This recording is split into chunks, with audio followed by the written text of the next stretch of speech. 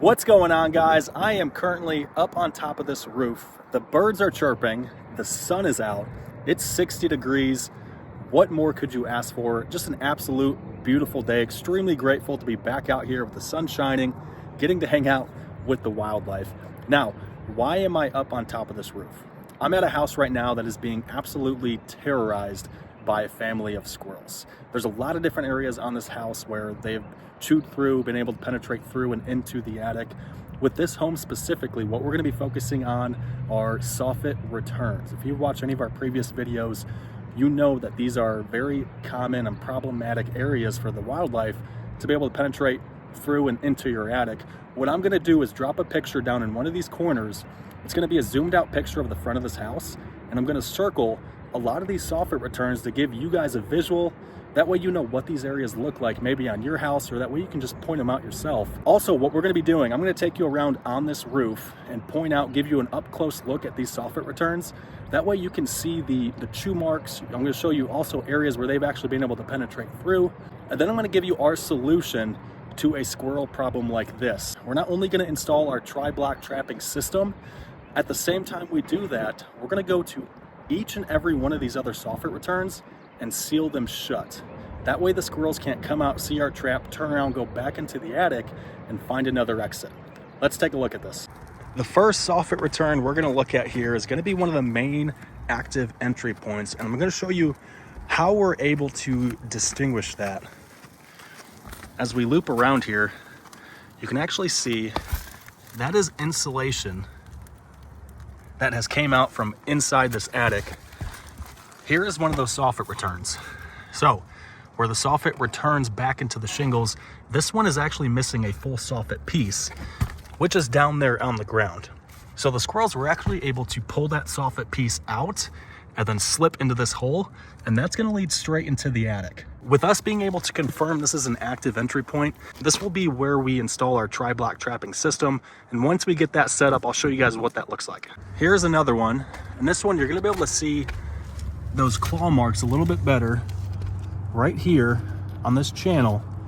Zooming in, you can see how it's all scuffed up, those chew marks. Again, this soffit piece is intact, but it's pushed up. So the squirrels were able to push this soffit up, again, leading straight into the attic. Now let's take a look at the soffit return right on the opposite side of this dormer, where we've got the same thing going on. Again, you can see some more chewing in this corner, how that's all clawed up. This soffit return has not been entered through just yet, but this is still something that we would seal. We want to make sure we're addressing all of these soffit returns. Now let's take a look at two more down here. Same thing going on with this one. In this corner here, you can see we have some more chewing, some more claw marks. This soffit return has been pushed up, allowing access straight into the attic.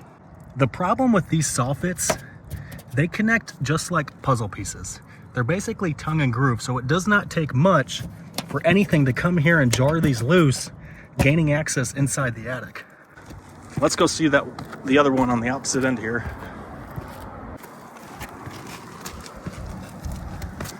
Same thing. You can see all the chew and claw marks there. This soffit, again, it's already starting to pop out. I mean, I barely put any pressure on that and it's already coming out. Now, that's only 5 soffit returns that I just showed you guys. With this roof specifically, there's 10 more, totaling 15 that all show signs of squirrel activity, which all have got to be addressed. In this scenario, if we only try to do trapping and not address these other areas, the squirrels are basically going to be running circles around us. They know there are other entry points, a handful on this roof, that they can utilize to enter and exit from inside this attic. What I'm going to do now is go set up our tri-block trapping system. Once I have that installed, I will show you guys the 3 main components, hence tri-block trapping, to our trapping system that puts us in the best possible position for success and to have this problem resolved for this homeowner in a timely manner. Before we dive into this trapping system, I want you to take note. Notice how our trap is as physically close up to this entry point as we can get. It is not randomly placed down there on the ground. We strategically place all of our traps up on the roof, and there are no exceptions to that. The reason we do this is we feel that if we place some trap down there on the ground, we could be catching every single animal that's roaming around in this neighborhood. That means this job could take up to weeks, which also means the squirrels that are inside this attic get to live inside this attic longer, having more opportunity to create more damage. With our trapping system, the first thing we're going to start with are the traps themselves. Now, we invest in the highest quality traps that our industry has got to offer. The reason we do that really is because we think the homeowners that we do business with deserve that. These are not traps that you can simply go out to your local hardware store and buy. In fact, these are about 3 to 4 times the cost. They are built a lot more durable, and also the trigger mechanism inside the trap itself is a lot different than what you're used to seeing. The wildlife are not accustomed to it, which increases our success rate. The second part are going to be the custom funneling systems that we build out. Now, these vary greatly depending on the job itself, where the entry point is. Sometimes they aren't as difficult to construct. Other times it could take hours to put this together. It really comes down to the entry point itself. The reason we use these custom funneling systems is the last thing we want to do is install this trap, have the squirrels be able to come out and bypass our trap coming to the right here and not getting trapped. So what this funneling system does, as soon as the squirrel pops out, it's going to force the squirrels directly into our trap. That way they can't navigate around it. The third part to our trapping system, arguably the most important, are these little guys here. Now, these cameras give us the ability to have 24/7 video recording on our traps. It gives us eyes here throughout the day, throughout the night. That way we can see exactly what is going on. A great example to this, sometimes we have wildlife that are pretty smart, so they will pop their head out of the entry point, see the trap, and go back inside the attic. With the raccoons, we just had a scenario where a raccoon did this for 16 straight days. Every other night it would come out, see our trap, and go back into the attic. And that's because the wildlife, they're so smart. They see this and they know exactly what's going on. Now, if we didn't have our cameras, we would have no idea. We would think, especially if the homeowner's not hearing noises, we're good to go.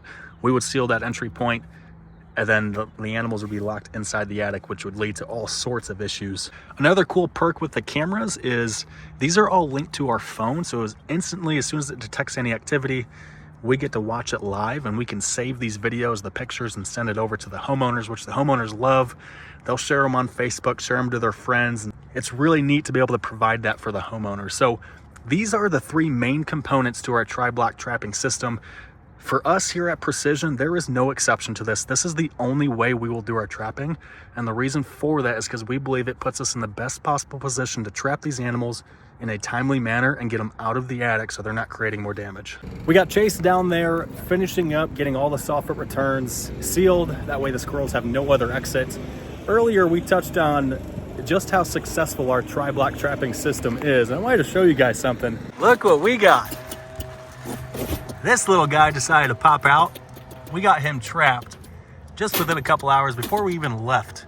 And he is not very happy. He is getting evicted from this attic. So what we're gonna do, get him relocated, reset this trap, and we will see if we have any more. As always, appreciate you guys watching to the end, tuning in for this video. If you have any questions about our jobs in general, our tri-block trapping system, drop them down below in the comments. Happy to get those answered for you, and we will catch you guys in the next video.